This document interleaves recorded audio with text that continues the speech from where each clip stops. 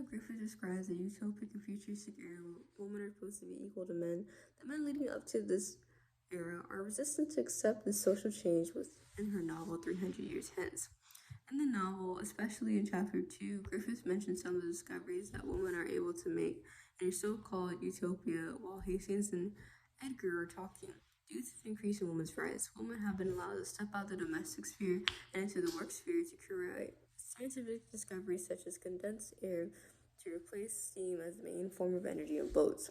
However, the American lady, in quotes, who created this discovery was never truly acknowledged for her accomplishments in the time between Hastings and Edgar's realities because of her gender. One would assume that once a time period becomes more progressive and allows women to improve society at large, that men especially would be more appreciative of their accomplishments.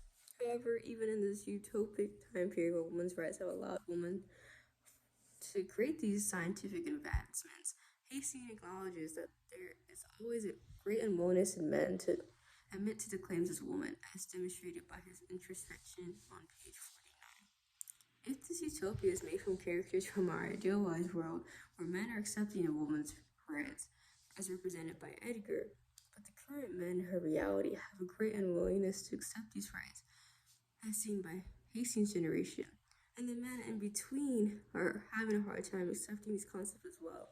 It begs the question if this peaceful transition to utopia will ever become a reality, since it seems like such a drastic change in opinion from one period to the next. By the looks of it, it seems like even Griffith is having a hard time believing that this reality will ever emerge.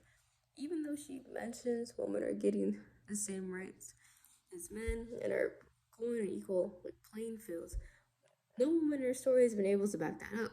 Why, you might ask? Because she has no female characters in her story. This utopic reality of equality is told by men in her story, essentially for men in her audience that she's trying to convey the story to.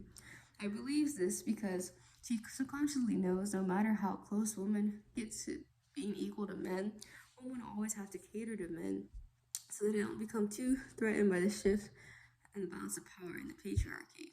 So that's why she creates a utopia that men will accept. But how can men and women truly be equal if women always have to cater and kneel to the man's every need without them reciprocating this energy? Simple answer, it can't be.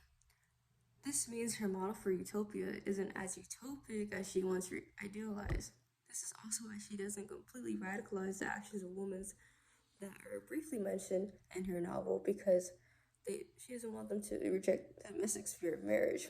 Since men will never truly accept women as equals in the work sphere, she believes that it's best for women to play it safe and hone in on perfecting the sphere of domesticity, because it's the only sphere that they will be socially accepted and that men will allow them to occupy. Therefore, in her heart of hearts, she knows that this graceful transition from unacceptance to acceptance will never truly happen. And unfortunately, we are seeing that this transition is not translating well, even in our own timeline.